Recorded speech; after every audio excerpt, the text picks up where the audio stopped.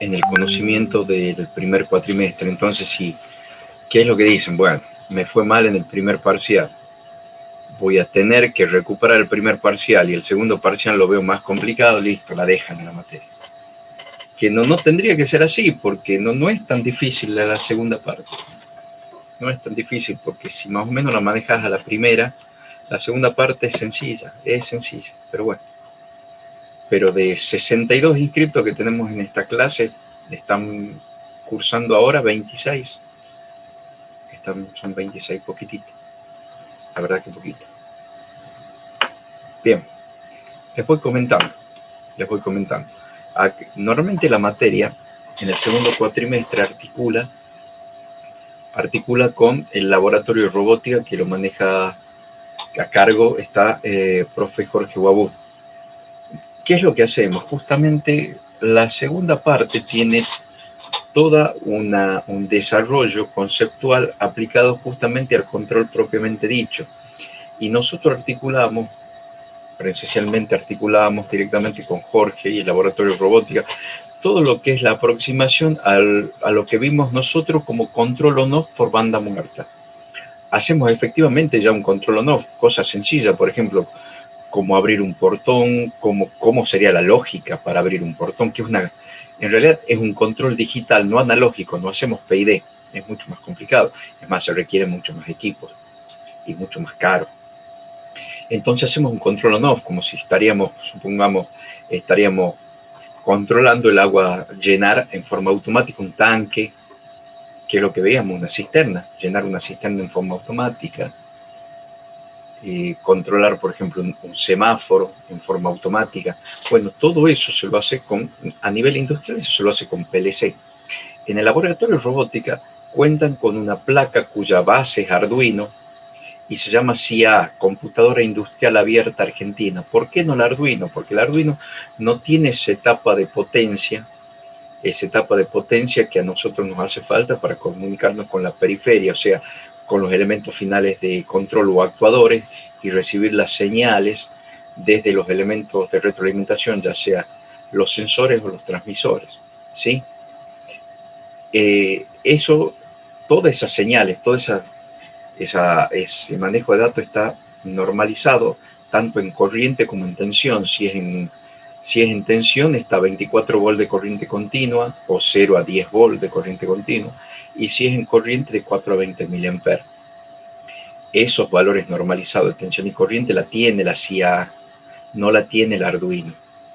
Por eso nosotros hacemos lo que es una aproximación al verdadero control físico a través de la CIA. Eso se lo hacía en forma presencial y se hacía unos talleres de articulación con robótica. Ustedes iban, cursaban y a fin de año rendían el trabajo práctico número 8, defendiendo en la pizarra como si fuese un tercer parcial. ¿Sí? El TP8 vendría a ser el tercer parcial práctico solamente. Este año va a ser más complicado, pero igual ya lo estamos viendo con la profe Eugenia, cómo lo vamos a implementar, porque ya están los cursos ya dispuestos en el taller de robótica para que ustedes lo hagan en forma virtual, tengan los simuladores para poder resolver el práctico. En realidad, ¿qué es lo que hacían? En el taller resolvían el práctico 8 y ustedes defendían en forma presencial conmigo cómo había sido la evolución del práctico, cómo lo habían encarado. Bueno, los talleres ya están dispuestos, yo tengo que avisarle a Jorge, él me va a comentar cómo van a hacerlo, cómo van a tomar, cómo van a subir ustedes para poder tomar el curso, poder resolver el trabajo práctico, usar los simuladores y poderlo rendir al TP8, que tiene carácter para promocionar o regularizar la materia, como en realidad es un parcial más, tiene el carácter de un parcial del TP8. Así que bueno, les estoy comentando que ya están dispuestos, ya está dispuesto, ya está disponible, solamente falta que el profe Jorge me diga cómo van a ser los canales de acceso, como para que yo se los brinde a ustedes y para que ustedes empiecen a formarse. Yo les voy a poner a disposición el TP8 para que empiecen a resolverlo y ya vamos a fijar fecha de Obviamente, el TP8 se rinde y se defiende posterior al segundo parcial. Entonces ya vamos a fijar fecha de cuándo se lo va a rendir al TP8 y de qué manera. ¿Ok? Bien. Vamos a comenzar la clase. Ya llegaron, sí, ya me parecía, ya es un número más próximo al 50% de lo que veníamos en el curso. Vamos a comenzar la clase y vamos a ver estabilidad y criterio de root. Voy a compartirle la pantalla si me permite.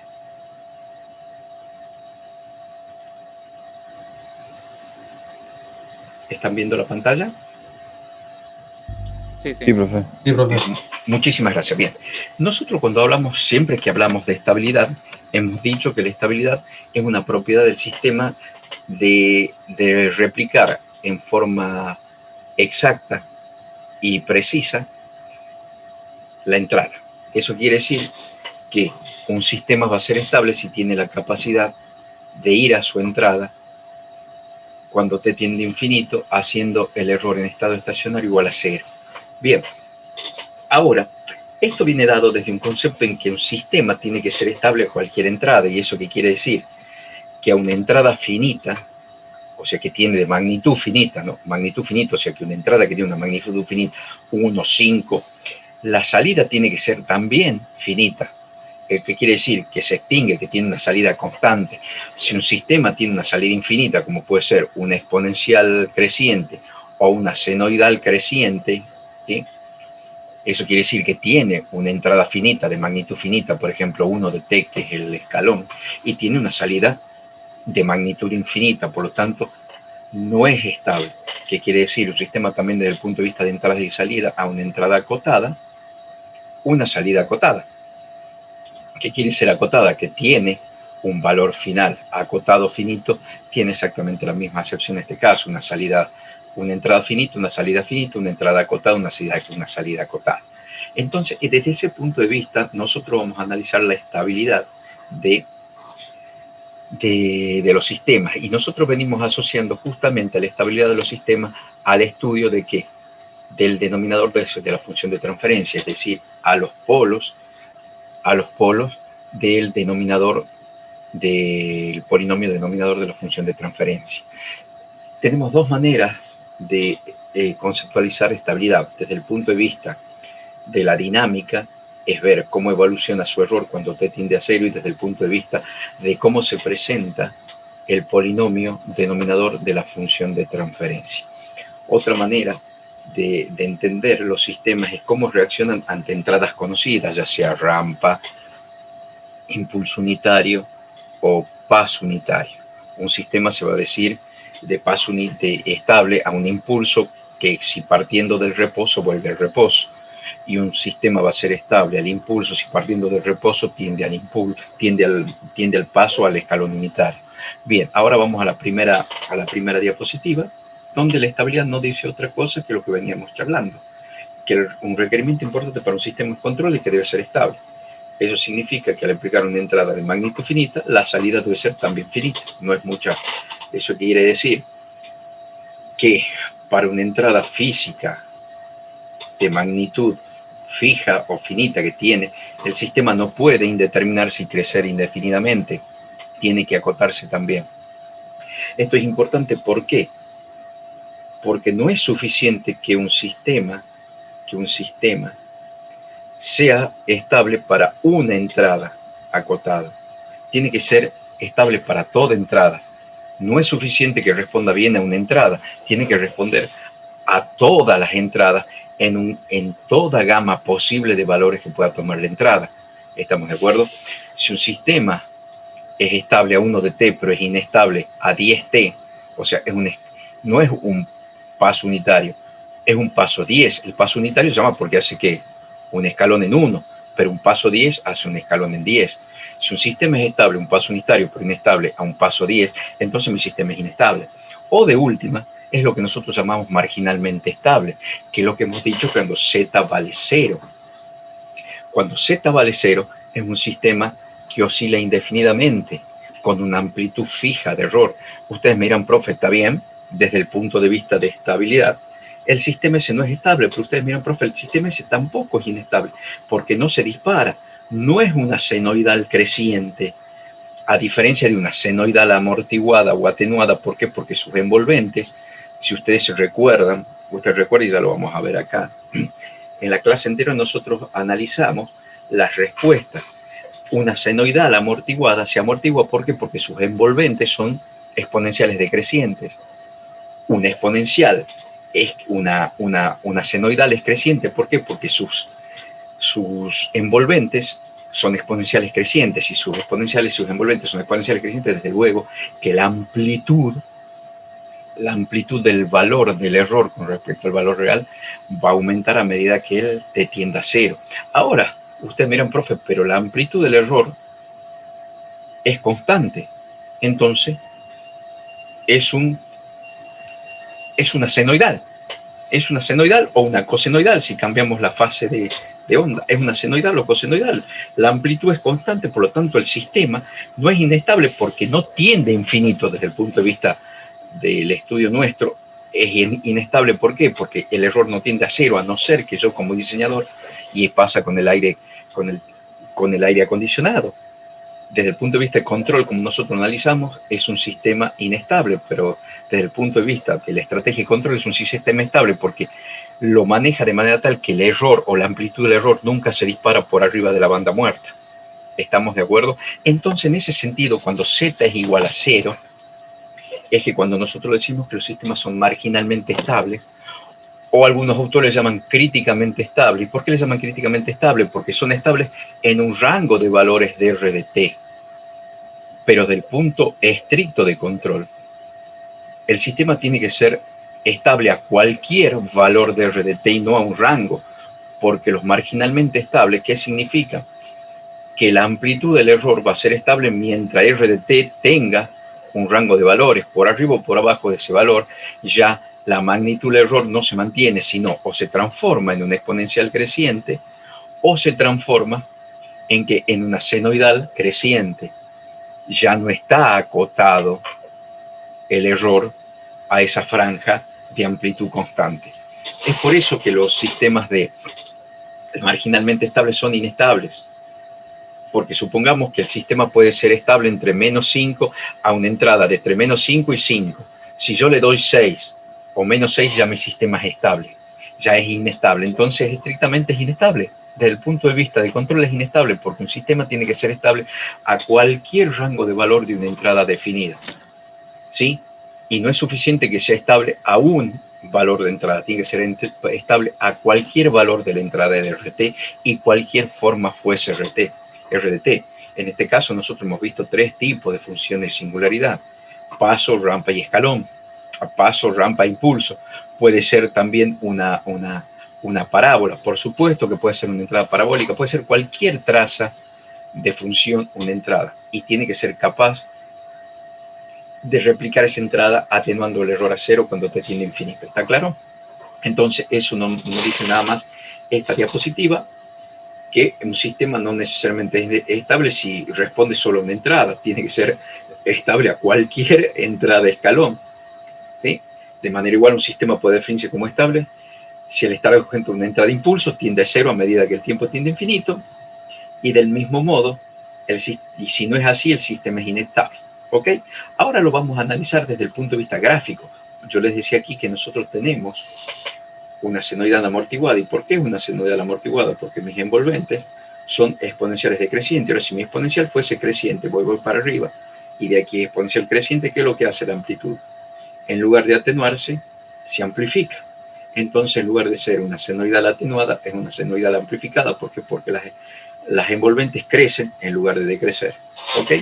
Desde el punto de vista conceptual que acabamos de decir, nosotros definimos que una función y de t, o la salida y de t al impulso, por eso es y delta de t, es estable si partiendo del reposo vuelve al reposo.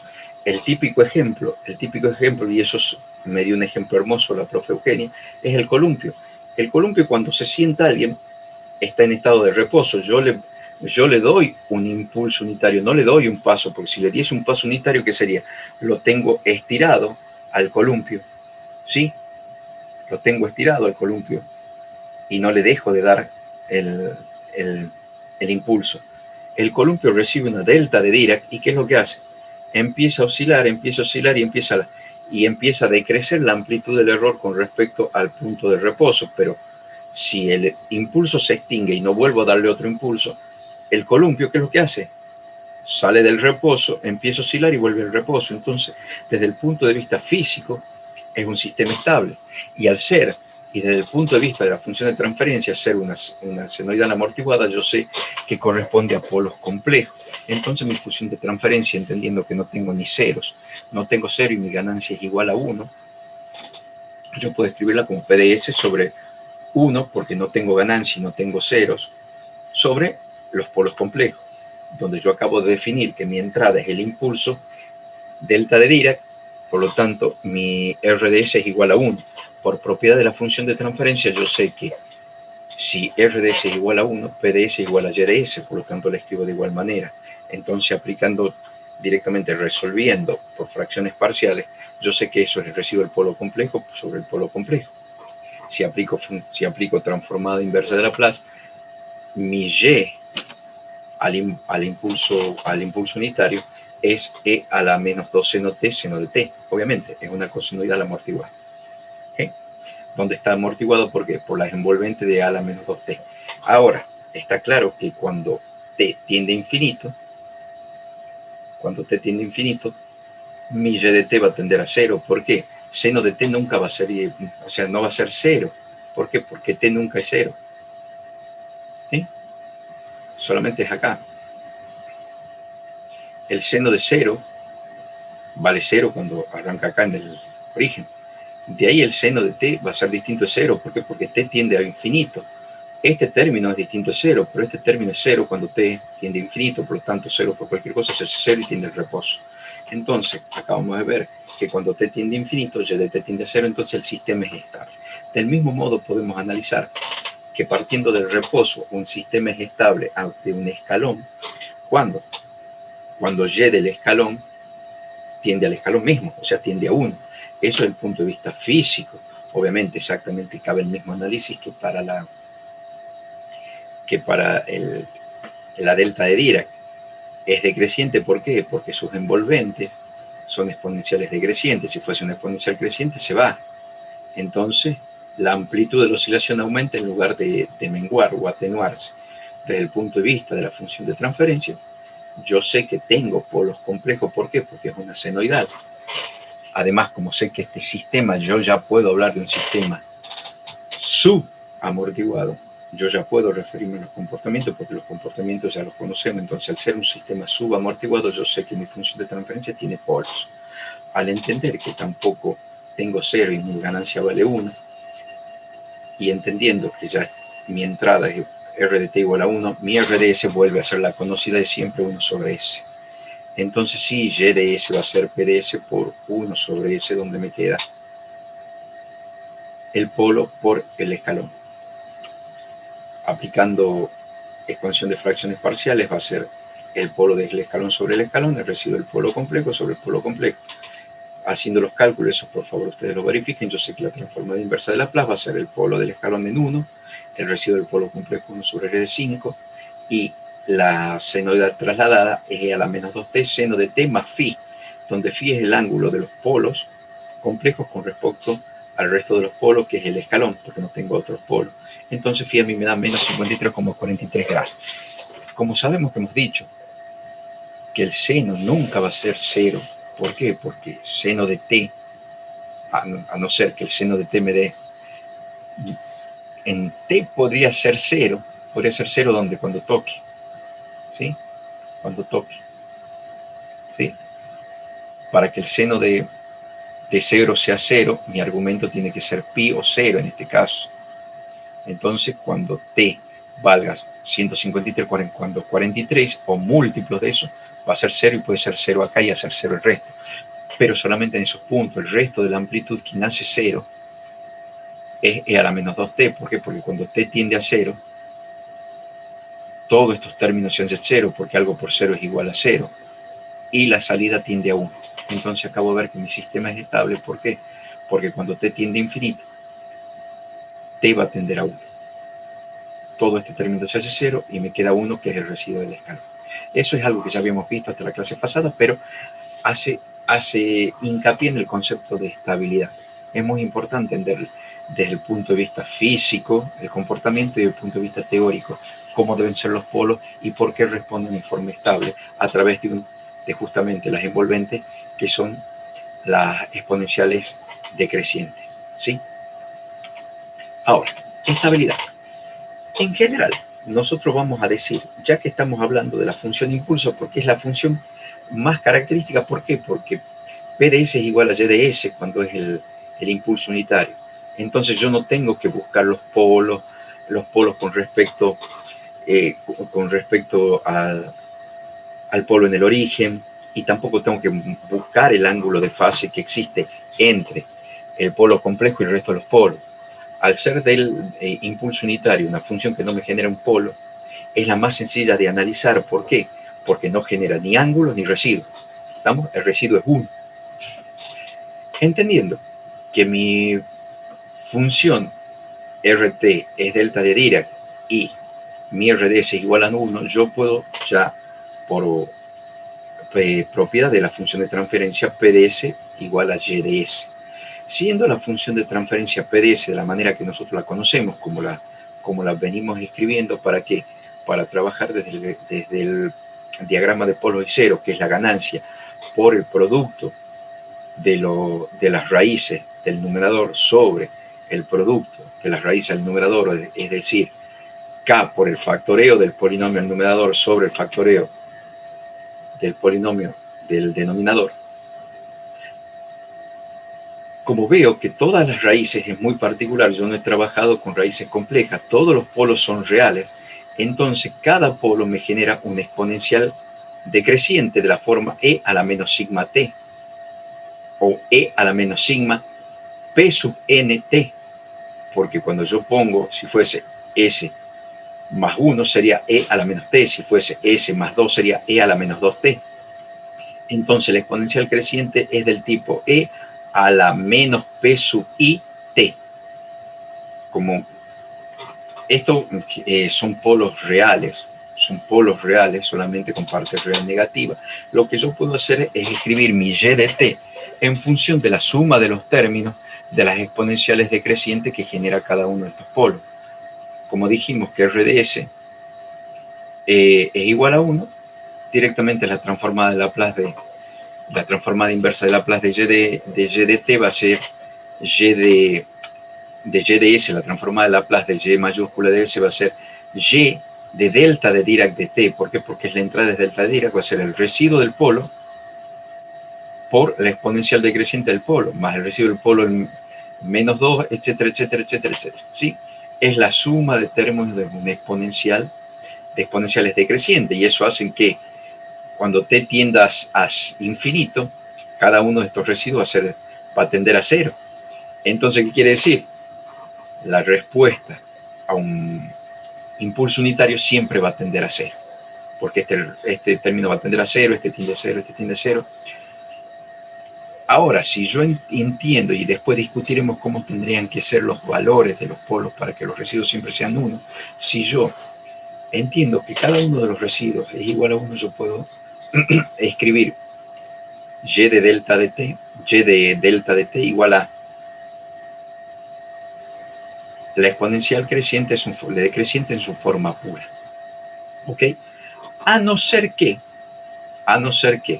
algunos de estos términos me dé una exponencial creciente, eso quiere decir e a la menos p sub i t, que mi sistema se volvería ¿qué? Inestable, porque significaría que acá tengo s menos sp sub i, por lo tanto cualquiera de estas raíces sería s menos a. Y el s menos a me daría una función exponencial creciente, lo que haría que mi sistema se indetermine.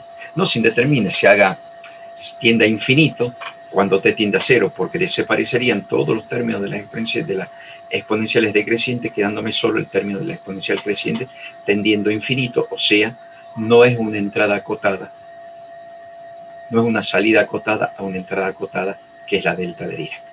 ¿Está claro hasta acá el concepto este? Fíjense que no es trabajar más, no es nada más que trabajar un poquito más sobre todo lo que ya sabemos, porque estamos en realidad repasando concepto de estabilidad, pero lo estamos afianzando desde el punto de vista analítico. ¿Alguna consulta hasta acá? ¿Va todo bien? Bien, listo. Seguimos. Sí, profe. Bien, muchas gracias. Ahora, cuando nosotros al analizar una función de transferencia, existen pares de polos asociados al eje imaginario J omega, entonces su salida va a ser una senoidal, siempre va a ser oscilatoria. Y dependiendo del valor de la parte real, me va a dar. ¿Por qué? Porque la parte real es el que me define el menos sigma t. Recuerden que la parte real es el que me define el menos sigma t. Si yo tengo una parte real con polos reales, con parte real positiva, el sigma va a ser e a la sigma t positivo, entonces la envolvente va a ser exponencial creciente y la oscilación va a ser de amplitud creciente. En cambio, si es e a la menos sigma t, que eso me dice que la parte real de los polos están del lado izquierdo, las envolventes van a ser exponenciales decrecientes, por lo tanto, las envolventes van a hacer que atenúen la amplitud del error cuando t tiende a infinito. Entonces, la estabilidad o la inestabilidad, tanto en polos reales como en polos complejos, ya sea exponenciales crecientes o exponenciales decrecientes, o sea, senoidales crecientes o senoidales decrecientes, va a estar asociado justamente a la parte real y a la ubicación de los polos con respecto al plano complejo. Eso quiere decir, si yo tengo polos con parte real negativa, o sea que quiere decir que lo voy a tener, y ahora lo vamos a ver, en el cuadrante 2 y 3 y sobre el eje, los sistemas van a ser estables y van a representar una función de transferencia si son polos reales con S más P sub 1, S más P sub 2 con S más P sub N. Y si son con polos complejos, no van a ser otra cosa que S más. ¿Por qué es más? Y les vuelvo a repetir hasta el cansancio. Porque el factoreo es S menos la raíz. Y aquí es S menos la parte real y este es S menos la parte real. Entonces siempre me tiene que dar S más P sub I. Si yo tengo S menos, significa que tengo mi parte real positiva. Entonces, la función de transferencia para sistemas estables con polos reales tiene esta traza, y la función de transferencia para sistemas estables con polos complejos tiene esta traza y se ubica en el cuadrante 2, 3 y sobre el eje menos sigma. ¿Sí? Y el sistema es estable porque tiene parte real negativa. Ahora, los sistemas inestables tienen parte real positiva, es decir, que se instalan en el cuadrante 1, 4, y cuando la parte real es igual a 0, lo que quiere decir que son imaginarios puros, por lo tanto están ubicados sobre el eje imaginario J omega, y cuya función de transferencia es la siguiente. Ahí está. Este es el polo con parte real negativa. Esta es la función de transferencia para un sistema inestable con polos reales con parte real positiva, por lo tanto es inestable. Este es un sistema inestable con polos complejos con parte real positiva, cuadrante 1 y 4. Y este es la función de transferencia de un sistema marginalmente estable con parte real igual a 0, por lo tanto sus polos son imaginarios puros y se ubican sobre el eje J omega. ¿Sí? Hasta acá no es otra cosa más de lo que vimos también la clase anterior en parámetros, solo que aquí estamos representando cuál es la forma de presentación de su función de transferencia. ¿Ok? Polos reales con parte real negativa, polos complejos con parte real negativa, polos reales con un polo con parte real positiva, polos complejos con parte real positiva, parte real igual a 0, inestable, marginalmente estable, imaginarios puros, Z igual a 0. Nosotros ya vimos que aquí Z va igual a 0, aquí Z está entre 0 y 1, Z mayor que 1, Z igual a 1, Z entre 0 y 1, Z mayor que menos 1, ¿sí? Esta está entre 0 y menos 1, mayor que menos 1, Z igual a 0, Z igual a menos 1, y cómo era el comportamiento y qué tipo de polos tenía. Eso ya lo vimos en la clase pasada. Entonces ahora analizamos cuál es la manera de escribir y representar la función de transferencia. Ok. Ahora nosotros habíamos planteado siempre que la estabilidad de los sistemas está dada en función a la ubicación de los polos de la función de transferencia de lazo cerrado. ¿Por qué? Porque yo veo en la función de transferencia de lazo cerrado el denominador, no en la función de transferencia de lazo abierto, que es G por H, o tampoco en la función de transferencia de G, de GDS. Tiene que ser en la función de transferencia del lazo cerrado, o sea, G sobre 1 más GH. Ok, yo voy a analizar la estabilidad en la función de transferencia del lazo cerrado, no en la función de transferencia del lazo abierto, que es G por H, o en la función de transferencia G. ¿Estamos de acuerdo? Entonces la ubicación de los polos en el diagrama de polos X0 del plano complejo sigma J omega está en relación a la función de transferencia del lazo cerrado. Que quede claro esto, ¿está bien? Sí, profesor. Bien. La mayoría de los sistemas de función de transferencia de lazo cerrado se lo puede explicar. Fíjense que yo estoy haciendo uso de todas las maneras de escribir la función de transferencia de lazo cerrado. YDS sobre RDS, la sumatoria del polinomio, que es el polinomio del numerador, sobre la sumatoria de los términos del polinomio del denominador. La planteé anteriormente como K por la productoria de las raíces del numerador sobre la productoria de las raíces, que es el factoreo. Todas esas ya lo habíamos charlado en la última diapositiva de función de transferencia de polos complejos, que todas esas son acepciones y dependiendo de cada una de esas acepciones tiene una resolución analítica y en función de cómo está resuelto o cómo se plantea el problema. Nosotros sabemos que la mayoría de las funciones de transferencia de sistemas estables con función de transferencia de lazo cerrado estable es de esta manera.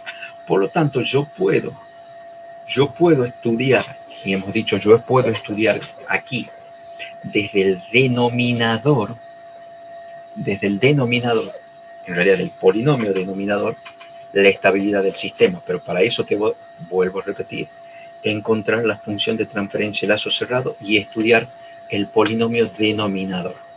Bien, el criterio de Root se basa en lo que nosotros conocemos como ecuación característica. ¿Qué es la ecuación característica? Es el polinomio característico igualado a 0. ¿Y qué es el polinomio característico? Es el polinomio de la función de transferencia de lazo cerrado. ¿Sí? Es el polinomio del denominador de la función de transferencia de lazo cerrado. Ahora, ¿cuál es el problema que normalmente yo tengo para estudiar estabilidad en los sistemas de orden superior? Que el polinomio de la función de transferencia de lazo cerrado, si es de orden 2, no importa, no hay problema. Si el sistema es de orden 2, no hay drama. ¿Por qué? Porque yo a un polinomio de grado 2 lo puedo resolver por menos b más menos b cuadrado menos 4ac sobre 2a y factoreo y saco. S más, si es estable, me va a dar S más P1 por S más P2. No hay problema. Si el sistema es de tercer orden, el polinomio va a ser de tercer grado. Entonces yo puedo sacar factor S por un polinomio de segundo grado. No hay problema, ahí está. ¿Qué pasa si es de cuarto orden del sistema? Tengo un polinomio de cuarto grado. ¿Cómo factoreo? ¿Qué pasa si es de orden superior? Si el sistema es de orden 7, entonces mi polinomio va a ser de grado 7. ¿Cómo hago para factorear? Si la función de transferencia ya viene factoriada, entonces tengo S más 1 por S más 2, por S más 3, por S más 10, por S más 20, por S más 40, y tengo ya factoriado el polinomio, no hay problema. ¿Por qué? Porque yo de solo mirar y ver que la parte real de las raíces reales tienen parte real negativa, ya tengo factoriado. Pero si yo tengo un S a la 7 más un S a la 6, más un, así como, ¿cómo hago para factoriar? Bueno, ahí está el propósito del criterio de Root, que yo puedo analizar sistemas de orden superior, por lo tanto, el polinomio denominador va a ser de grado 3, 4 superior sin necesidad de factoriarlo para saber si el sistema es estable.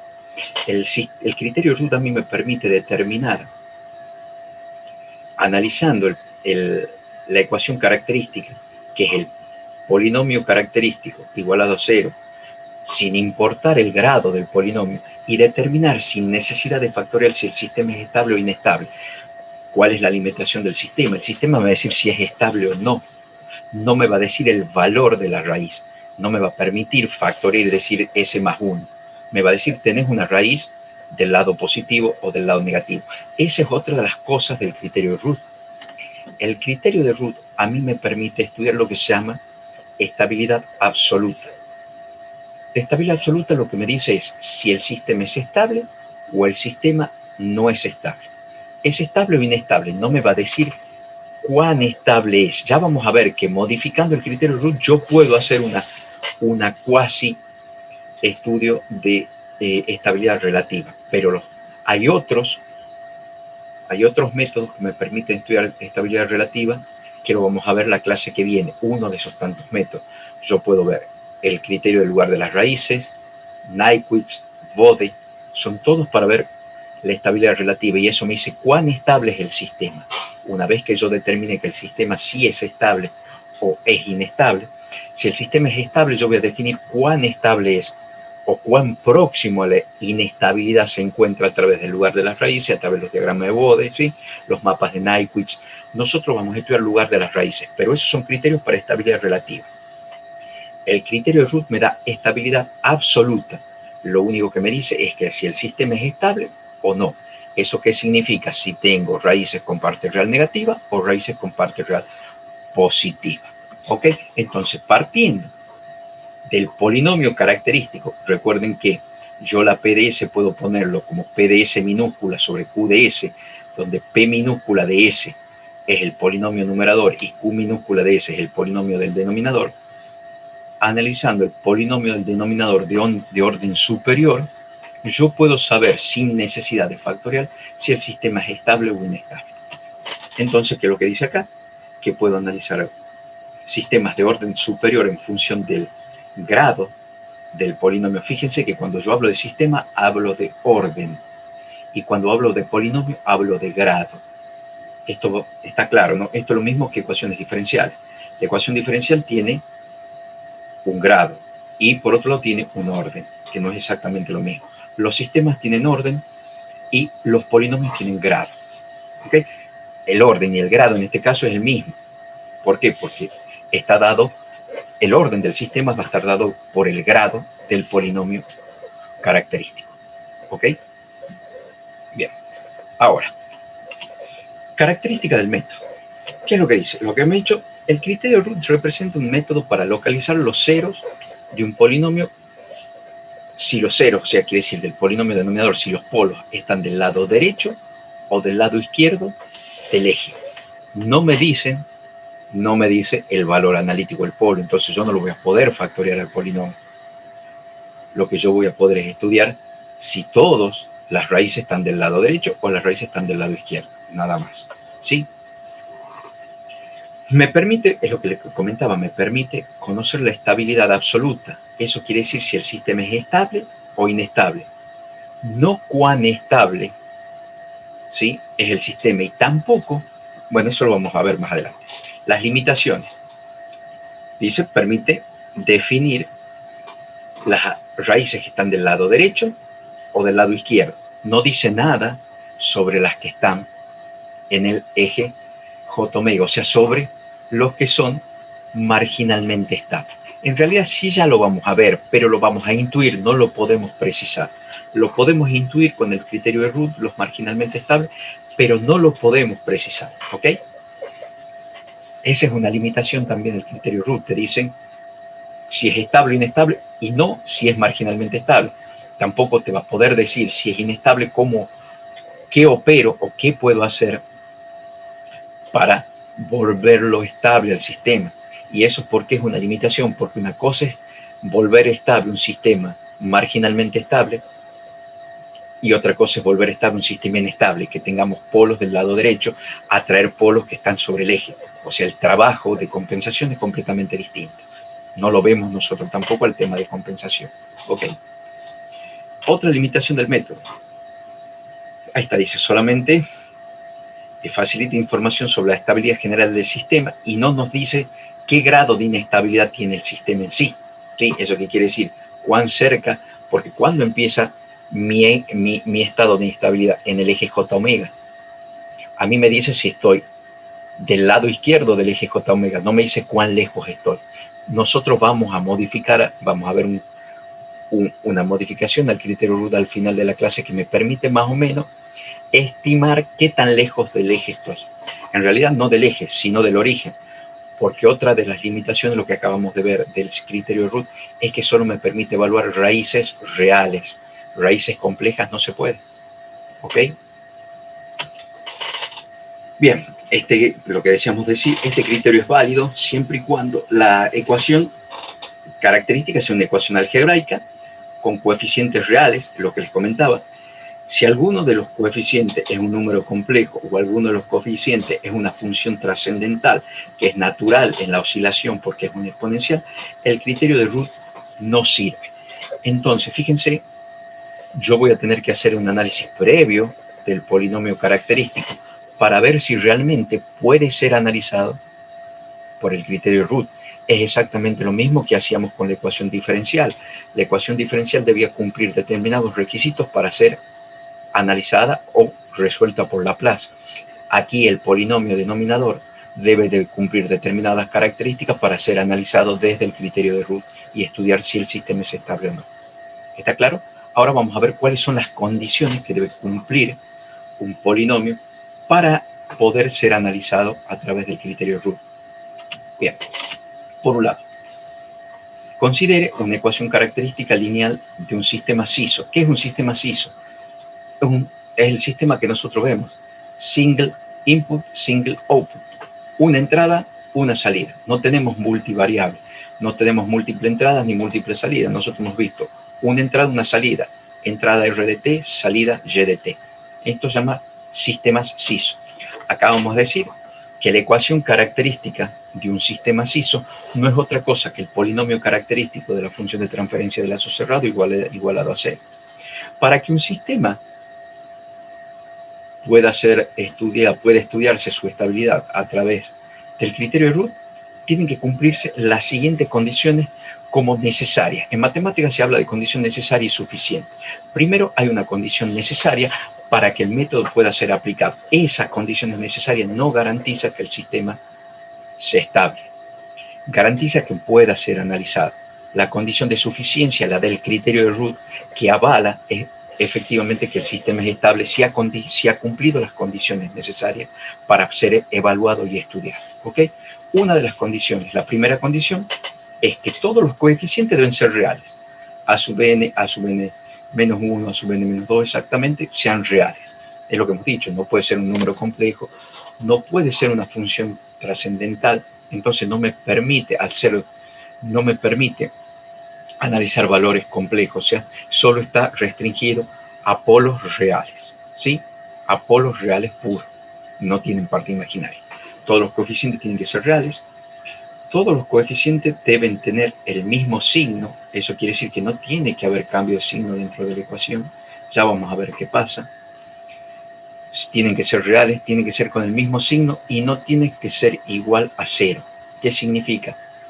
Que el polinomio o la ecuación característica debe estar completa.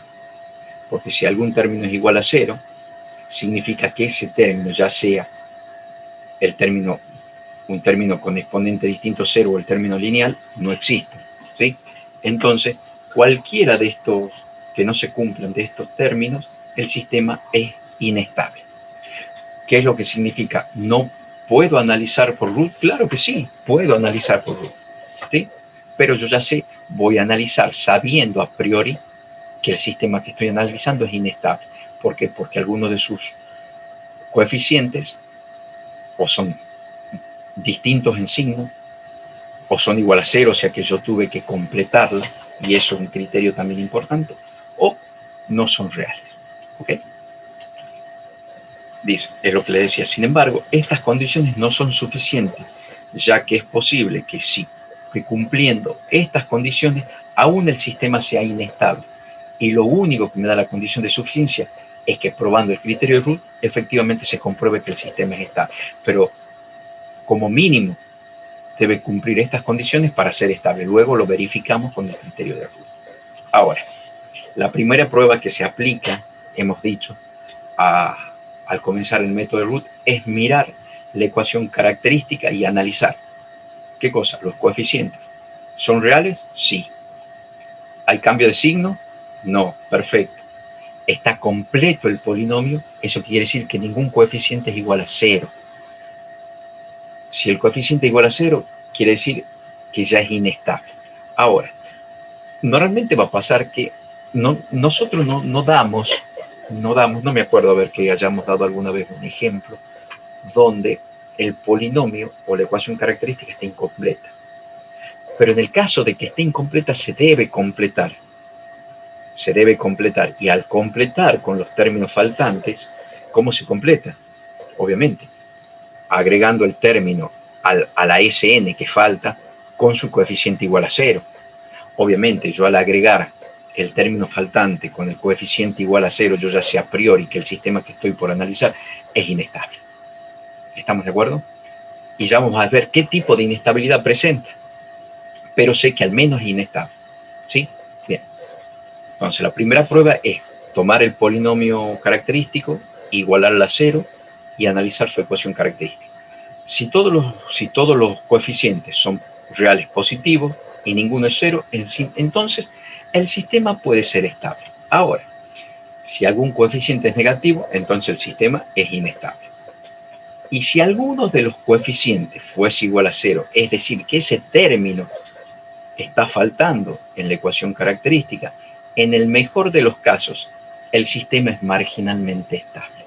¿Qué significa? Que si yo tomo una ecuación característica y le agrego un término porque falta el sistema que estoy por estudiar, al menos quiere decir que es marginalmente estable, y eso quiere decir que tengo polos complejos imaginarios puros, que los polos están ubicados en el eje J omega, por lo tanto Z es igual a 0.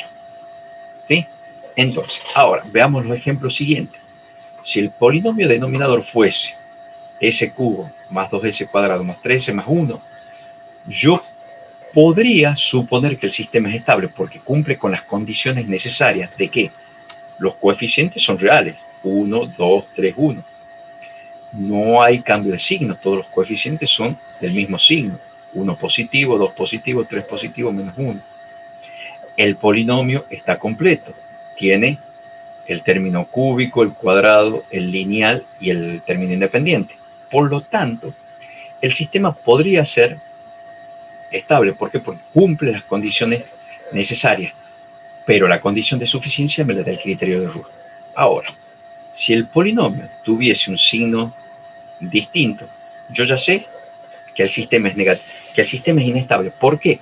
Supongamos que yo factoreo s cuadrado más 2 más 1 y lo multiplico por s más 3, me va a dar un polinomio cúbico con todos sus términos positivos. Ahora, si s cuadrado más 2s más 3 lo multiplico por s más 1, al menos uno de esos términos me da negativo. Ahí está la justificación. ¿Por qué? Porque un cambio de signo, al menos en un término, ya lo hace inestable. ¿Por qué? Porque tengo una raíz de s menos a. ¿Ok? Y la tercera opción es que yo tengo un polinomio incompleto, s cubo más s2 más 3. En este caso me está faltando el término independiente, me podría haber faltado cualquier término, el término cuadrático, el término cúbico. ¿Estamos de acuerdo? En este caso, en que me falta un término, en el mejor de los casos, mi sistema es marginalmente estable. ¿Por qué en el mejor de los casos? Porque está más cerca de la estabilidad que una exponencial creciente o que una senoidal creciente. ¿Estamos de acuerdo? Es más fácil estabilizar. Entonces, al menos en el mejor de los casos, es marginalmente estable, si falta uno de los términos. En este caso yo lo puse al término independiente, pero podría faltar lo que digo, el lineal, el cuadrático, el cúbico, cualquiera, es incompleto. La cosa es que el polinomio está incompleto, cuando menos es marginalmente estable. ¿Sí? Ahora, bien, esto es importante. Si solo interesa la estabilidad absoluta, es decir, para saber si el sistema es estable o no es estable, no sería necesario continuar con el procedimiento una vez que yo ya analicé el polinomio característico. ¿Está claro? Porque yo ya determiné. ¿Sí? Si el caso 1 del ejemplo, sí, debo seguir con el análisis. El caso 2 y el 3, si yo quiero estudiar la estabilidad absoluta, no hace falta. Ahora, si yo quiero avanzar un poco más con el estudio, sí, debo continuar con el procedimiento. ¿Ok? Bien. Ahora, es lo que decimos, para empezar, el criterio, ¿qué es lo que hace? Se parte del polinomio característico, igualándolo a cero, ¿sí?, a la que denominamos nosotros ecuación característica. Una vez que hemos generado la ecuación característica, se observa las condiciones necesarias. Si se quiere estudiar la estabilidad absoluta y se observa que se cumplió todo, se sigue. Si no se quiere, se parte. Si se quiere seguir y si el polinomio está incompleto, se completa los términos faltantes, agregando ese término obviamente con el coeficiente correspondiente igual a 0, sabiendo de antemano que estoy por analizar un sistema inestable que en el mejor de los casos es marginalmente estable. ¿Ok? Ahora yo voy a pasar a explicar teóricamente cómo se aplicaría o cómo se arma el criterio Ruth. Se arma a través de una matriz o se llama tabla de Ruth, donde la tabla de Ruth se genera desde la ecuación característica. ¿Sí? Yo lo voy a hacer en forma teórica, van a ver, lo voy a ir haciendo rápido porque es poco entendible desde el punto de vista teórico. Cuando vayamos a la parte práctica van a ver lo sencillo que es. ¿Sí? Bien. El primer paso que hemos dicho es analizar la ecuación característica. Si yo quiero completar un estudio, si la tengo incompleta, la completo. Y una vez que la tenga completa, se arma una matriz formando tantas filas como grado tenga el polinomio. Entonces voy de la fila Sn a la S0. ¿Por qué? Porque el S0 es el término independiente, el coeficiente por S a la 0. S a la 0 es 1, entonces por eso me queda el término independiente. Entonces voy a formar un determinante o una matriz, como ustedes quieran, un determinante por la formita, le podemos decir determinante, donde va a tener tantas filas como grado tenga del polinomio. Entonces yo voy a armar Sn, Sn-1, Sn-2 hasta la S1, S0.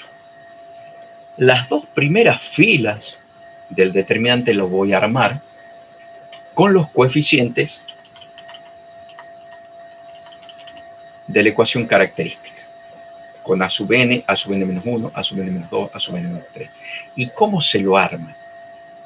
La primera fila, o sea, la S a la n, la fila S a la n, porque voy de S a la n a la S0, que le decía porque S0 es igual a 1. La fila S a la n la armo con las posiciones de los términos impares, o sea, son los términos impares, el 1, el 3, el 5, el 7, el 9. La fila siguiente, que es la Sn-1, la voy a armar con los coeficientes de las posiciones de los términos pares, 2, 4, 6, etcétera, etcétera, etcétera, etcétera. El resto, porque como yo tengo S a la n-2, S a la n-3 hasta la S0, lo voy calculando con una regla mnemotécnica que es muy parecida a la regla del determinante. Se toma un pivot, se multiplica en forma cruzada y se divide en el pivot. Así hasta completar la fila S a la 0, hacia la última fila. Luego, una vez que yo tengo completo la tabla, porque no es un determinante, se llama tabla de Ruth, una vez que yo tengo calculado todos los coeficientes de la tabla, voy a mirar sobre la primera columna. Si la primera columna no tiene cambio de signos, yo puedo determinar que mi sistema es estable. Si en la primera columna hay algún cambio de signo en el valor del coeficiente, mi sistema es inestable. ¿Qué quiere decir? Que tiene raíces con parte real positiva y va a tener tantas raíces con parte real positiva como cambio de signo yo pueda contar en la primera columna.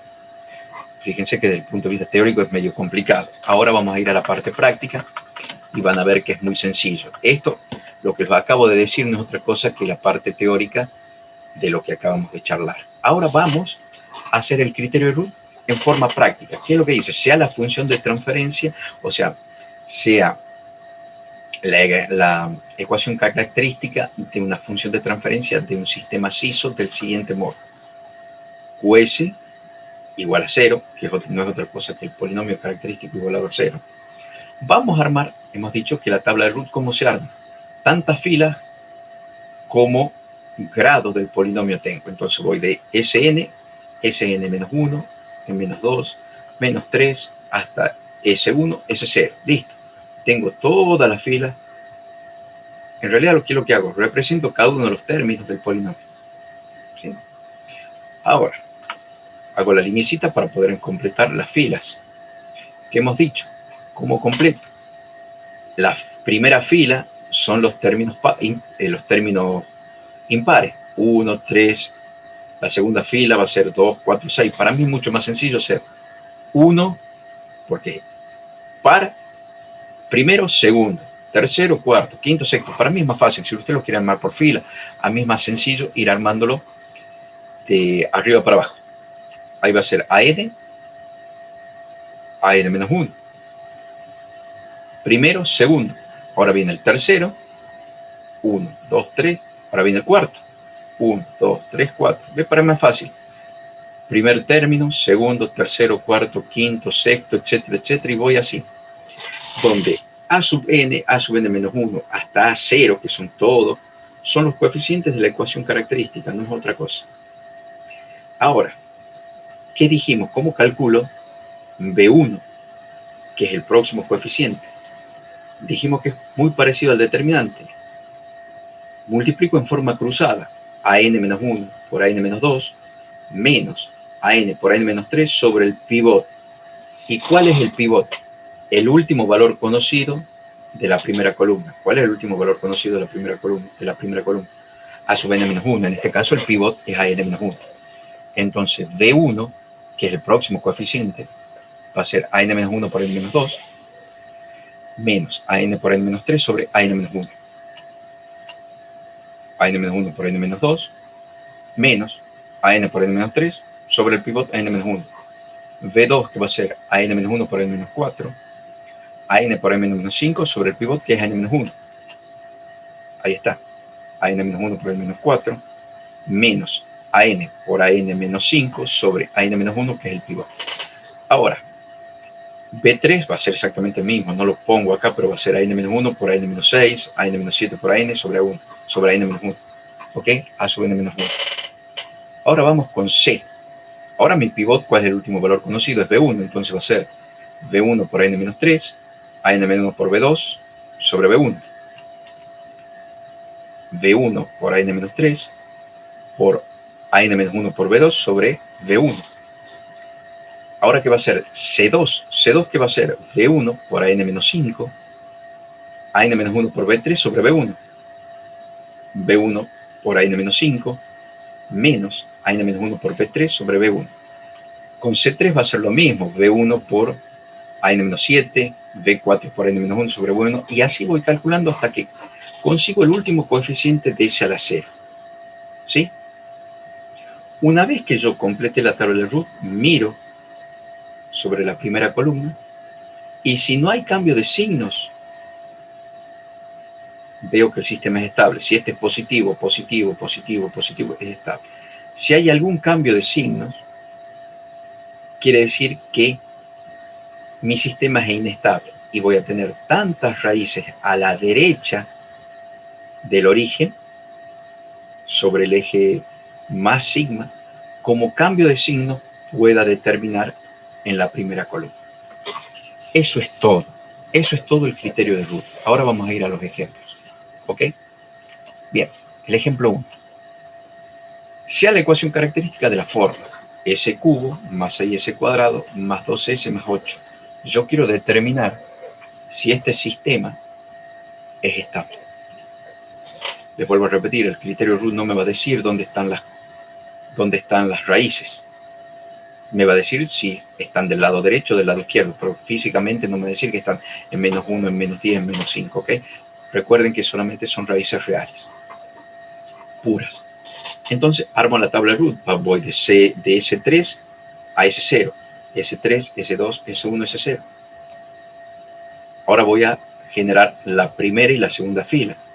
Aquí va 1, 6, 12, 8. 1, 12, 6, 8. Para mí es más fácil. 1, 6, 12, 8. 1, 2, 3, 4, 5, 6. Alternando arriba y abajo. 0 y 0. No tengo más. Bien. ¿Cuánto va a ser V1? V1 va a ser 6 por 12 menos 8 sobre 6. 6 por 12 menos 8 sobre 6. 64 sextos. ¿Cuánto va a ser V2? 6 por 0 menos 1 por 0 sobre 6. 0. ¿Cuánto va a valer C1? 64 sextos por 8 menos 0 por 6, 0, menos 64 sextos. Entonces va a ser 8. Es 64 por 8 menos 6 sobre esto. Esto es 0, cancelo, me queda 8. ¿Cuánto va a valer? C2. 64 por 0, menos 0 por 6, sobre 0. Listo, ya está. 0. 0. Miro la primera columna y me fijo, ¿hay cambio de signo? No, no hay cambio de signo. Positivo, positivo, positivo, positivo. Entonces, ¿qué es lo que digo? Mi sistema es estable porque no hay cambio de signo en la primera columna. Termino el análisis de criterio de ruta acá. Vamos al ejemplo 2. ¿Qué es lo primero que tengo que hacer? El paso 1, veo la ecuación y digo, a ver, ¿este sistema puede ser estable? Veamos, ¿los coeficientes son reales? Sí, son reales. 2, 4, 4, 12. Bien. ¿Hay cambio de signos? No, todos los coeficientes tienen el mismo signo. Perfecto. O sea que analizar las condiciones necesarias. ¿Está completa la ecuación característica? Sí. Bien. Ahora, la condición de suficiencia me la del criterio de Ruth. Armo la fila de ese cubo a ese 0. 3, 2, 1, 0. Genero la primera y la segunda fila. 2, 4, 4, 12, 0, 0. Bien. Ahora voy a calcular V1. V1 es 4 por 4 menos 2 por 12 sobre 4. 4 por 4 menos 2 por 12 sobre 4 menos 2. Ah, caramba. Ya tengo un cambio de signo. Ustedes miran, profe, ya paro. ¿Por qué? Porque yo sé que es inestable. No. Yo tengo que saber cuántas raíces del lado positivo tengo. Entonces yo tengo que completar el criterio de Ruth. Entonces vamos a calcular V2. V2 es 4 por 0 menos 0 por 2 sobre 4. Eso me va a dar 0. V2 es 4 por 0 menos 2 por 0 sobre 4 es 0. Ahora vamos a calcular C1. ¿Por qué tengo que concluir? Porque acá puede ser negativo o positivo. Si es negativo, hay un solo cambio de signo. Y si es positivo, hay otro cambio de signo más. Entonces tengo que completar la tabla. Acá va a ser C1 es menos 2 por 12 menos 4 por 0 sobre menos 2. Menos 2 por 12 menos 4 por 0 es menos 24 sobre 2 menos 2 es 12 positivo. Vamos a ver cuánto vale C2. Menos 2 por 0 por 4 sobre 2 me va a dar 0. Menos 2 por 0 menos 4 por 0, 0. Ahora analizo la primera columna. ¿Cuántos cambios de signos tengo?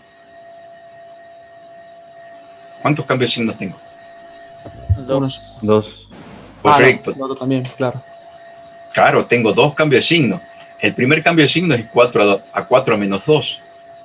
Y el segundo cambio de signo es menos 2 a 12. Tengo dos cambios de signo, ¿ok?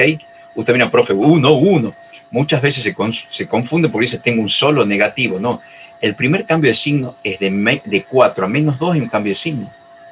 Y de menos 2 a 12 positivo hay otro cambio de signo. Entonces el primer cambio de signo se produce de S2 a S1 y el segundo cambio de signo de S1 a S2. Por lo tanto, ¿qué es lo que dice? Al observarse dos cambios de signo, significa que tengo dos raíces con partes reales positivas. ¿Ok? Listo, termina ahí el criterio Ruth, pero no todos los ejemplos son tan sencillos. Ahora veamos, ejemplo 3. Sea la ecuación característica de la forma S a la cuarta, S tercera, 11S más 6S más K. Ahí está. Ahora ahí está, decir, bueno, veamos a las condiciones necesarias. ¿Es completo? Sí, está completo. Tengo todos los términos, hasta término independiente. ¿Son reales? Y no sé. ¿Hay cambio de signo? No sé. yo tengo que averiguar K y determinar K, cuánto tiene que valer K para que mi sistema sea estable. De movida yo tengo que saber que K es mayor que 0. ¿Por qué? Porque si hay cambio de signo acá, si K fuese menos K, ya el sistema sería inestable. Por lo tanto, para que K represente y pueda tener las condiciones necesarias y no cambie de signo en la ecuación característica, K tiene que ser como mínimo mayor que 0. Ahora hay que ver qué condiciones me impone la tabla de Ruth. Entonces, hago lo mismo. Armo una tabla que va a ir de S4 a S0. S4, 3, 2, 1, 0. Formo la primera fila y la segunda. Voy a hacer 1, 6, 11, 6, K y 0. ¿Ok? B1, ¿qué va a ser? 6 por 11 menos 6 sobre 6. 6 por 11 menos 6 sobre 6, 10. Bien. V2 es 6 por K menos 1 por 0 sobre 6. 6 por K menos 1 sobre 0 sobre 6 es K. Va. Y bueno, y después voy a tener que, si yo quiero completar de última aquí, ya no me interesa porque va a ser 6 por 0 menos 0 por 1 sobre 0, 0. Entonces vamos directamente a calcular C1. C1 va a ser 10 por 6 menos 6 por K sobre 10. 10 por 6 menos 6 por K sobre 10 es 60 menos 6K sobre 10. Vamos con C2.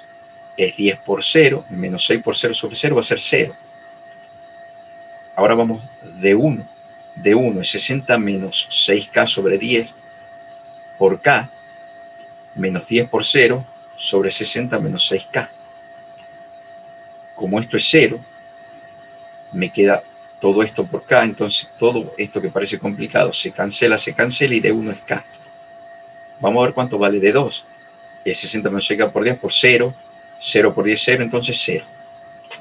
Bien, ahora, ¿cuál es el planteo? Es decir, ¿cuánto debe valer K para que mi sistema sea estable? Desde luego, si mi sistema es estable, no tiene que haber cambio de signo. Entonces, de S2 a S1 no tiene que haber cambio de signo y de S1 a S0 no tiene que haber cambio de signo.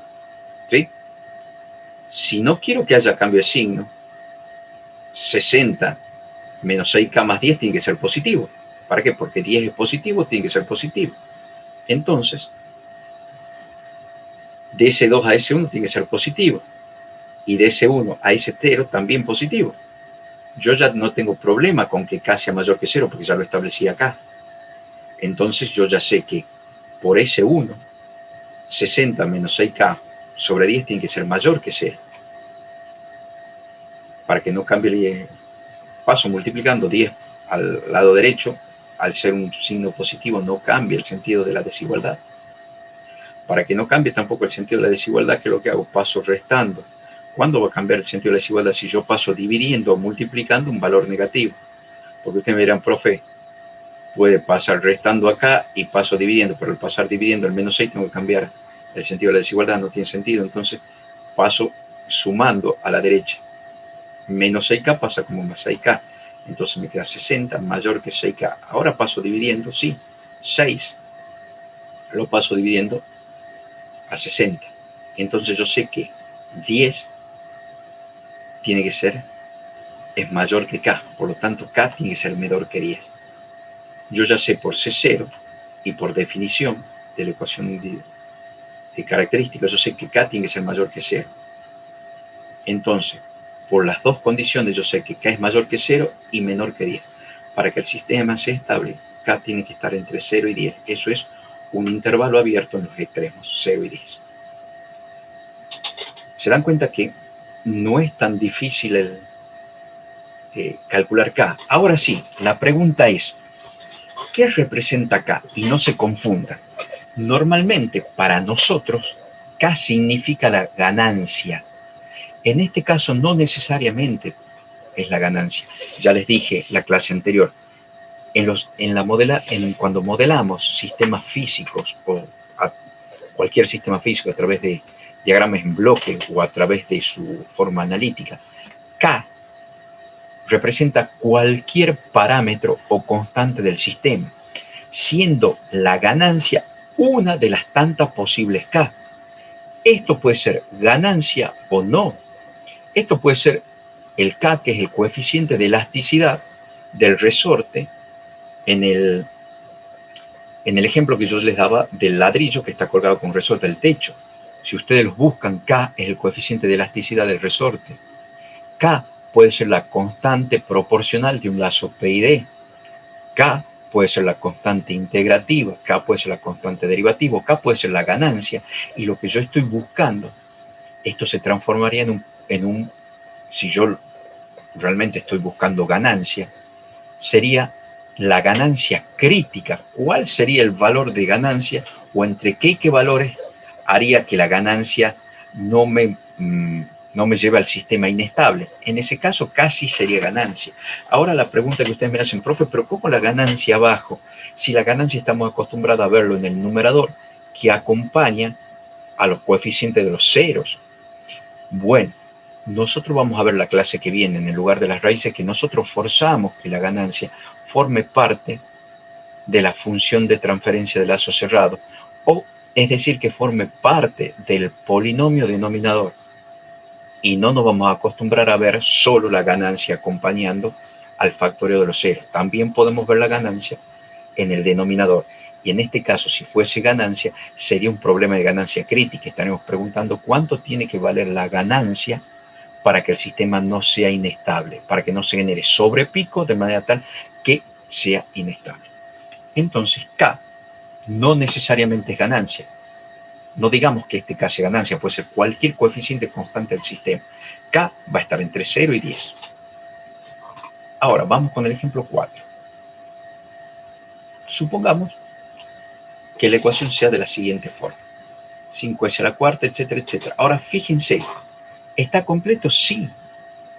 El término a la cuarta, el cúbico, el cuadrático, el lineal y el independiente. El término independiente no es 1. Tienen que empezar a acostumbrarse a que el término independiente puede ser un arreglo matemático como ser 1 más 3K, 1 menos 5K, 1 más 10K, 1 más K al cuadrado. Si está acompañado por S a la 0, porque acá sería 1 por S a la 0 más 3K por S a la 0, y yo saco factor común y me quedaría 1 más 3K por S a la 0, es el término independiente. No es un valor fijo 1, 2, 3, 5, 10. Puede ser cualquier asociación matemática. Yo podría haber puesto 1 más 3K al cuadrado. ¿Estamos de acuerdo? Entonces tienen que aprender a interpretar el término independiente para poder cargarlo en la tabla de root. Entonces yo tengo que armar una tabla de Pero ¿qué le puedo hacer una pregunta antes sí, de que siga? Sí, Mariano. Ahí en el caso de que, por ejemplo, no en este caso, sino, por ejemplo, que ese 0 sea 1 menos 3K, ¿eso significaría que K tiene que ser menor a 1? Y tendrías que buscarlo en la tabla. Bien, perfecto. ¿Por qué? Porque no necesariamente, vos fijate en el ejemplo anterior, vos tenés varias condiciones de criterio. Vos acá asocias una condición de criterio, pero acá te salió otra. Nosotros podríamos decir... Sí, pero yo decía que si una de las condiciones... Podría ser una de las condiciones, podría ser menor que 1. Tiene que ser menor que 1. ¿Por qué? Bien. Tiene que ser sí o sí menor que 1. ¿Para qué? Para que no haya cambio de signo. ¿Ok? Pero eso, bueno, eso es intuitivo. Quien te da los verdaderos criterios, ¿quién es? Esto. ¿Está? Esto te da los verdaderos criterios. La tabla de root. Vos no podés deducir desde la ecuación característica qué criterio debe cumplir. Para eso justamente haces la tabla de root. ¿Para qué? Para limitar el comportamiento de K en función de los cambios de signo. ¿Está claro? Sí, profe, muchas gracias. No, por favor, Mariano. Bien, entonces yo voy a armar una tabla de root de S4, S0. Listo. Empiezo a armar la primera fila. 5, 2, 2, 5, 1 más 3K, 0. Fíjense que el término independiente es 1 más 3K. Ahora voy a calcular B1. Es 4 menos 25 sobre 2. Uy, caramba. Yo ya sé que mi sistema es inestable. ¿Por qué? Porque tengo un cambio de signo. ¿Ok? Voy a seguir analizando para ver cómo se comporta acá. Vamos a ver cómo se comporta acá en esta inestabilidad. Vamos a calcular V2 es 2 por 1 más 3K menos 0 sobre 2. ¿Sí? Cancelo y me queda 1 más 3K. Acá va a ser 0, o sea que ya no lo calculo yo al V3. Fíjense que ya no hace falta calcular el V3 porque es 0 siempre. Entonces vamos a ver, ahora que tengo que calcular C1. C1 que va a ser menos 21 medio por 5 menos 2 por 2 por 1 más 3K sobre menos 21 medio. Menos 21 medio por 5 menos 2 por 1 más 3K sobre menos 21 medio.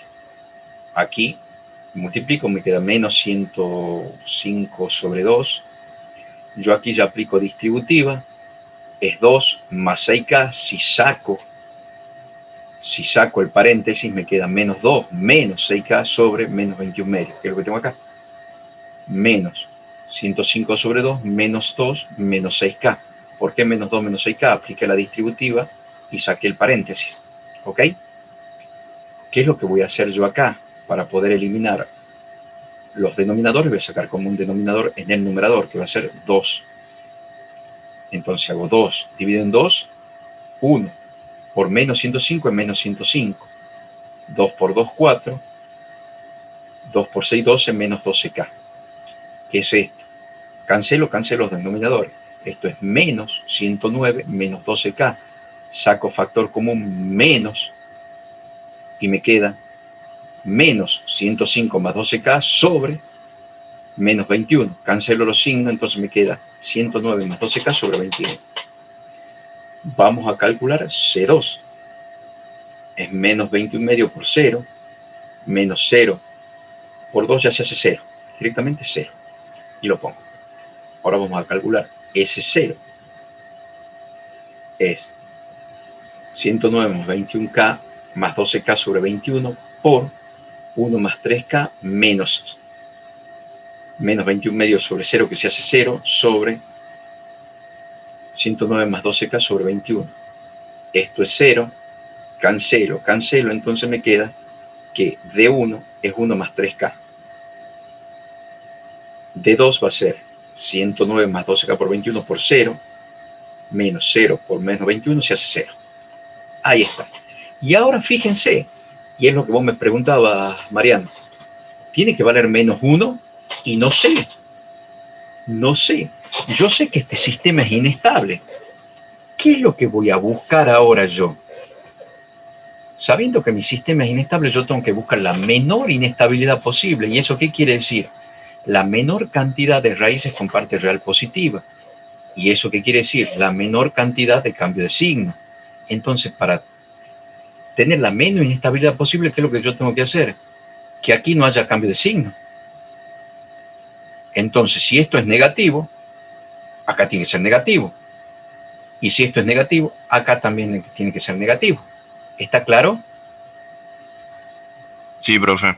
Para que no haya cambio de signo, dice, para que el sistema mantenga la mínima estabilidad, no debe haber más cambio de signo en la primera columna. Entonces yo tengo que forzar que de S2 a S1 siga siendo negativo y de S1 a S0 siga siendo negativo. Entonces, por S1, yo sé que 109 más 12K sobre 21 tiene que ser menor que 0.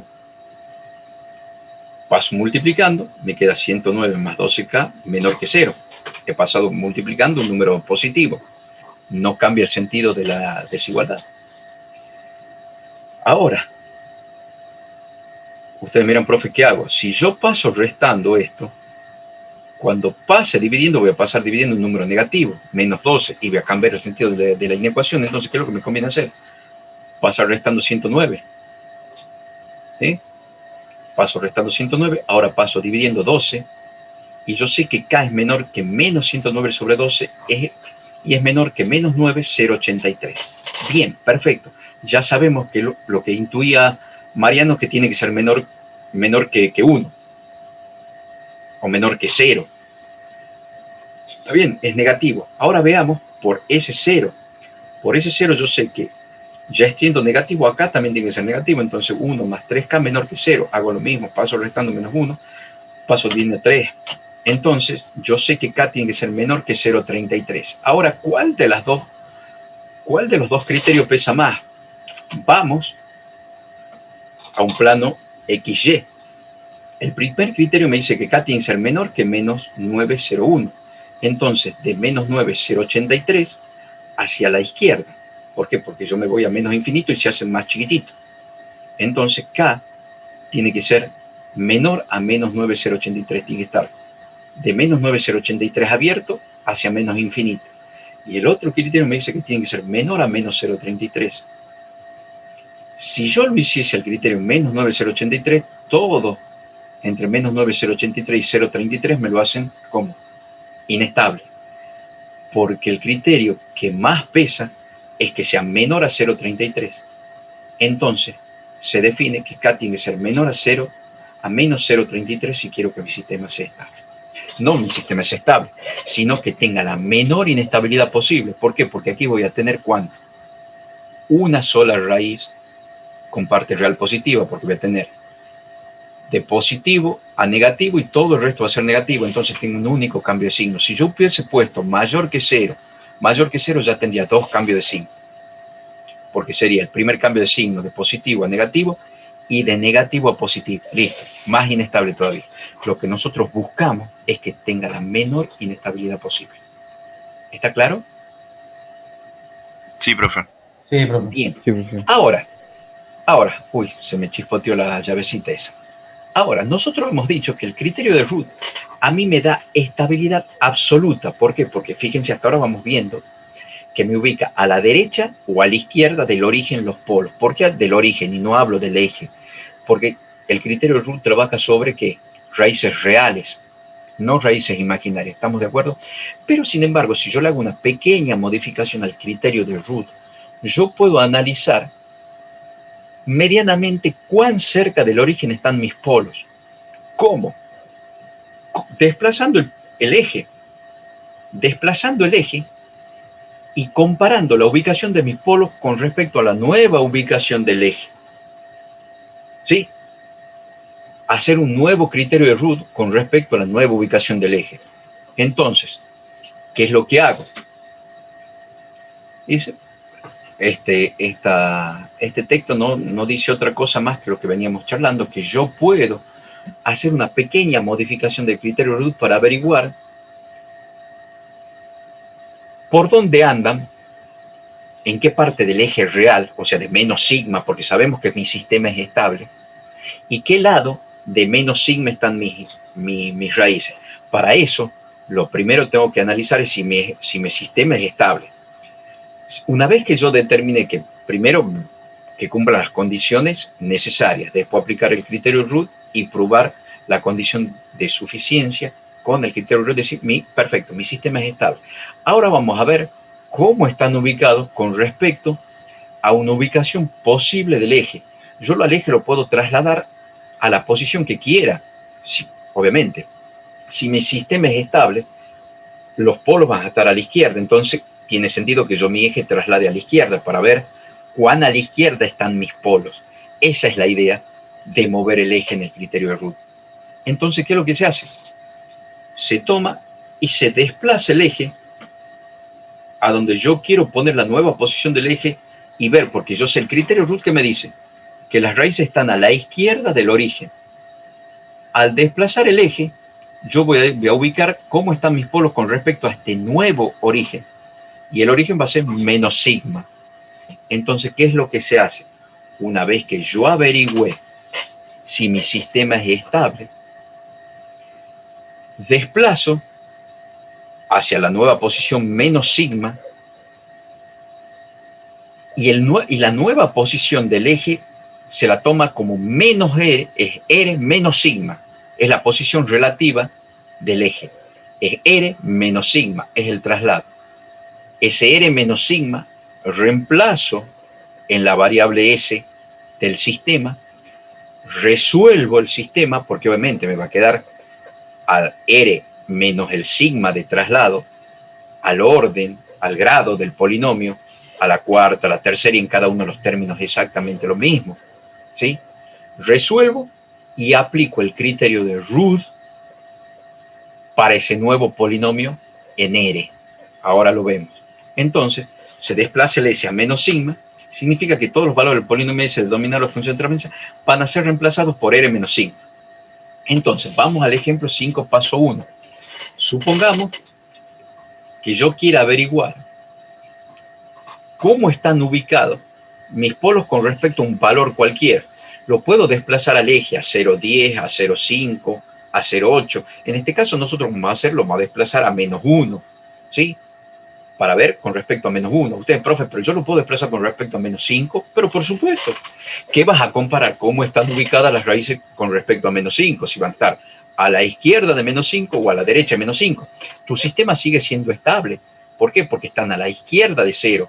Ahora, ¿cuánto a la izquierda de 0 es lo que nos permite averiguar esto?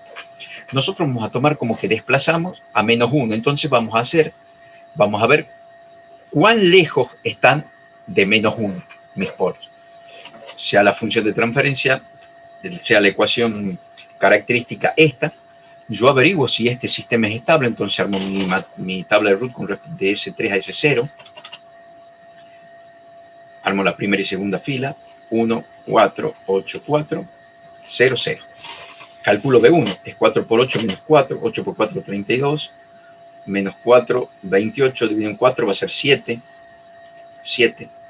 Vamos con B2, 4 por 0, 0, 0, 0. Ah, miento. Ahora vamos con C1, 7 por 4, 28, menos 0, 28 sobre 7, 4, 4. 7 por 0, 0, menos 0 por 0, 0, 0. Miro la primera columna. Perfecto, mi sistema es estable. ¿Por qué? Porque no hay cambio de signo. Al no haber cambio de signo, yo sé que mi sistema es estable. ¿Qué quiere decir? Que todos mis polos están a la izquierda del origen. Ahora voy a averiguar cuán a la izquierda del origen está. Entonces voy a desplazar mi eje con respecto a menos 1. Entonces ahora voy a averiguar la estabilidad del sistema con respecto a menos 1. Entonces, ¿qué es lo que voy a decir? La dispersión a la derecha o a la izquierda con respecto a menos 1. ¿Y qué es lo que se hace? Si yo voy a trasladar a menos 1, ¿qué es lo que hago? R menos 1 y reemplazo en los S. Entonces me va a quedar R menos 1 al cubo, por 4 menos R menos 1 al cuadrado, por 8 menos R menos 1, más 4. ¿Sí? Y es lo que hacemos acá. R menos 1 al cubo, más 4. Porque fíjense, este es el desplazamiento. Resuelvo. Trinomio cuadrado perfecto, binomio cuadrado perfecto. Resuelvo. ¿Y me queda qué? Un polinomio en R. De esta manera. Aquí, obviamente, acá hay un cambio de signo. ¿Qué quiere decir? Que es inestable. Pero inestable con respecto a ¿cuánto? A menos 1. ¿Me siguen hasta acá? No significa que el sistema sea inestable, porque yo ahora lo estoy evaluando con respecto a menos 1. Yo sé que mi sistema es estable. ¿Qué es lo que me está diciendo? Que tengo raíces a la derecha de menos 1, o sea que tengo raíces entre 0 y menos 1. Lo que voy a averiguar es cuántas raíces tengo a la derecha de menos 1. Eso quiere decir que de tercer orden yo puedo tener 3 raíces entre 0 y menos 1. 2 raíces entre 0 y menos 1 y una raíz entre menos 1 e infinito. Y así, ver cómo están distribuidas las raíces con respecto a menos 1. Mi sistema original sigue siendo estable. Ahora lo que yo voy a averiguar cómo están distribuidas entre menos 1 y 0, que es la zona más crítica porque me estoy acercando al origen. Armo la tabla de Ruth para R. R3, R2, R1, R0 y armo la primera fila. Es 1, 1, 3, menos 1, 0, 0. Vamos a calcular V1 es 3 menos 1 sobre 1 va a ser 4. Ahí está, 3 menos 1 sobre 4. 1 menos 1 por 0, 0, menos 0, 0, 0, 0. Ahora vamos para C1, menos 4 por 0 menos 4 sobre 4 positivo es menos 1, menos 1. Y el resto es 4 por 0, 0, 0, 0. ¿Qué es lo que me dice aquí? Que tengo una raíz negativa. ¿Por qué? Porque hay un solo cambio de signo. Negativa con respecto a -1. Está claro, ¿verdad que sí? Es negativa con respecto a -1. Entonces, ¿qué quiere decir? Que tengo una raíz a la derecha de -1 y dos raíces a la izquierda de -1. Entonces, más o menos, hay un polo que está más cerca del origen que el resto. Eso es todo. Entonces, como se observa, hay un cambio de signo, el sistema inestable presenta un polo a la derecha de la nueva ubicación del eje. Esto significa que existe un polo con parte real negativa cerca del origen en el sistema original. Eso es todo. ¿Por qué? Porque yo estudio la estabilidad con respecto a -1, que es el desplazamiento del eje. El sistema original es estable. Y lo que me dice este estudio es que tengo un polo entre 0 y -1 y dos polos entre -1 y menos infinito. Eso es todo. Esa es toda la clase de hoy. ¿Vieron qué sencillo que es? Así bueno, eso le quería comentar. Y no sé si hay alguna duda, no sé si hay alguna consulta, alguna pregunta que me quieran hacer con respecto al tema. Eso es todo. Profe, a mí me ha quedado una duda en el ejemplo 4. ¿Por qué tomaba el valor S de K y no ¿Cuál el K? otro? Si lo puede mostrar, por favor, al ejemplo 4.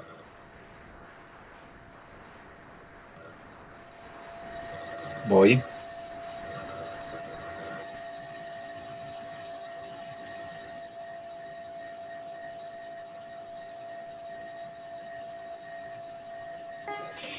Creo que le quedaba menos 0,3, algo así. Claro, La comparto. ¿por qué tomaba menos 0,3 y no el otro? Dale, comparto. Pasa que se abarcaba los dos.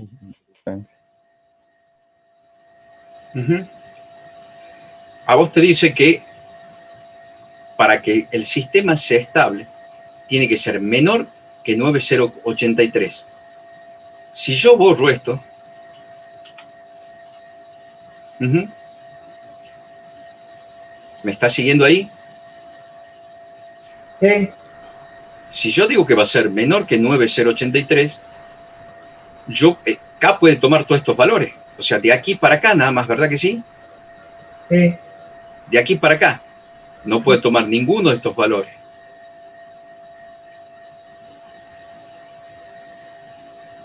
Sí, lo entiendo. Para yo garantizar, el criterio me dice que K tiene que ser menor que ¿qué? Que 0,33, o sea que no puede tomar estos valores de acá. El criterio más estricto es que no tome ningún valor que cubra todo el margen de 0,33 para abajo. ¿Estamos de acuerdo? Sí. Mi pregunta era, por ejemplo, ¿qué pasa si toma 0,1 el K? ¿Qué pasa en la...? Inestable. Sí, Claro. pero no había un cambio de signo ahí en 109 más 12K, por ejemplo. Probalo. Claro. Fíjate lo que te dan las restricciones. Te dice que K tiene que ser menor que 0,033. Sí. O sea, si K está para acá, el sistema es inestable. Si es mayor que 0,33, es inestable. Entonces vos me decís, toma 0,1, es inestable. ¿Por qué? Porque eso se hace positivo. Es más inestable todavía. El sistema ya es inestable. ¿Por qué? Porque tengo un cambio de signo. Si esto se hace positivo, tengo dos polos a la derecha. Para tener solo un polo, tiene que ser siempre negativo. ¿Estamos de acuerdo? ¿Me estás entendiendo o no? Sí, lo estoy entendiendo. Bueno, entonces fíjate acá. Y si no, toma valores y reemplaza y te das cuenta si cambia o no.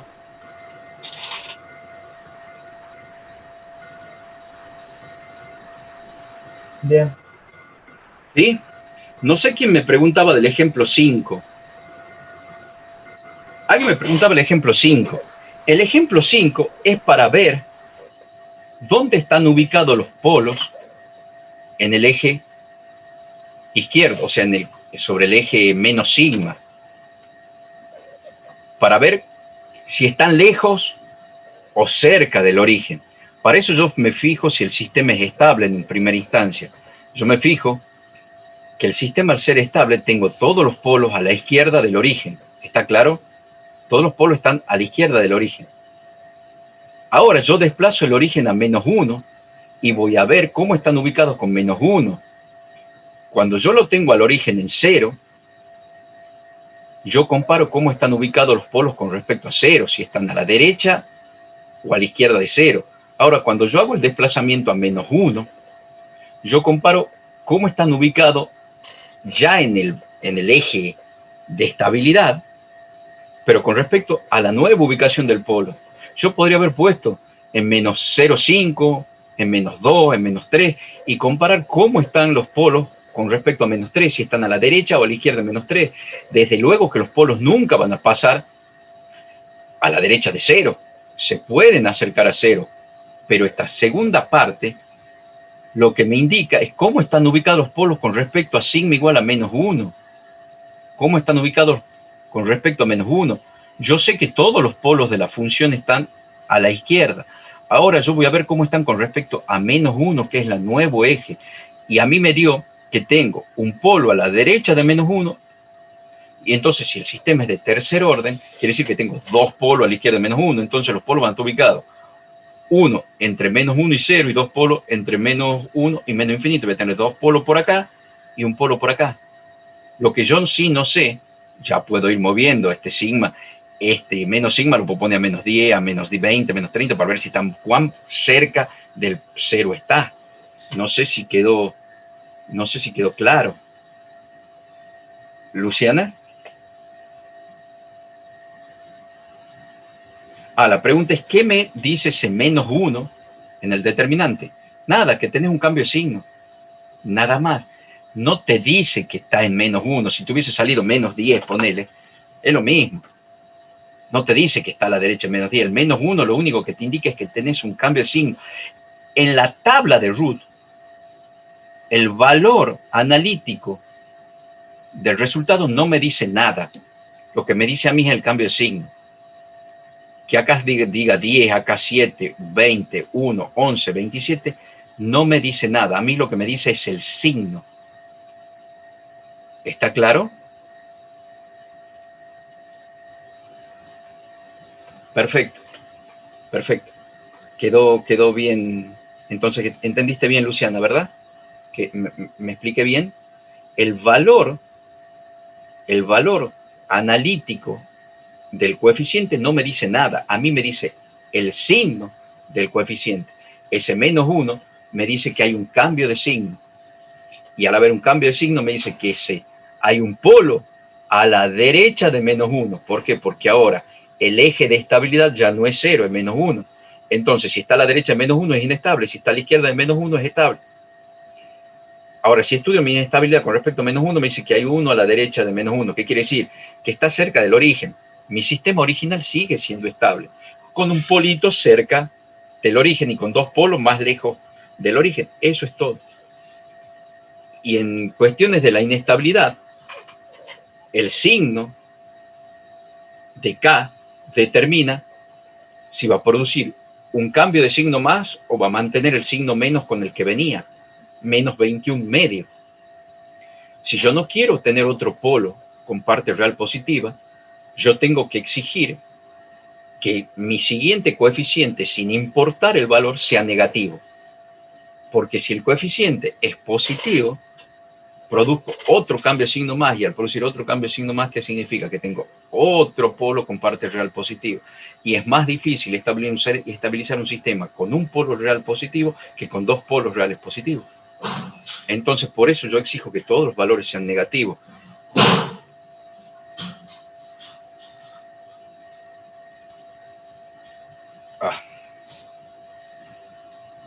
A ver, para compartir pantalla. Es por eso esto. Yo estoy exigiendo que 109 más 12 sea negativo. ¿Para qué? Para no producir un cambio de signo de menos 21 medio a algo que sea negativo. Y de este algo negativo, este algo negativo. ¿Sí? Si yo Si yo solo permito que los valores sean menor que menos 9, entonces voy a andar en esta franja de menos 9 hacia la izquierda. O sea, que K puede tomar cualquier valor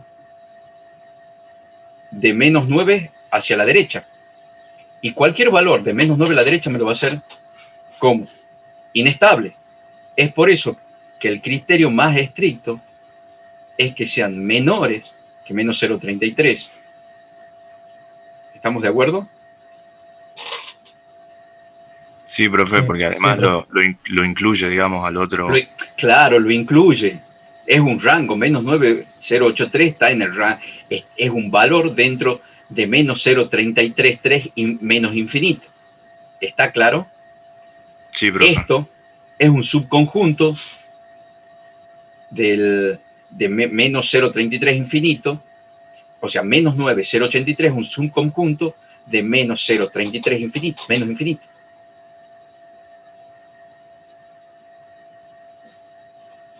¿Estamos de acuerdo? Sí, profe. Sí, sí. Perfecto. Esa es la clase de hoy. ¿Entendieron todos? Sí, muy buena clase, profe. Sí, profe, se entiende bastante. Juan, muchas gracias, muchas gracias. Con ejemplos más lindo siempre. Sí, y ya cuando lo vean en el práctico es rapidísimo, es rapidísimo. Así bueno, esa ha sido la clase de hoy. Les deseo un buen fin de. Cuídense Igualmente, mucho. profe. Igualmente, profe. Igualmente, profesor. Muchas gracias. No, gracias a ustedes por venir. Hasta luego. No, Chao, profe, nos vemos.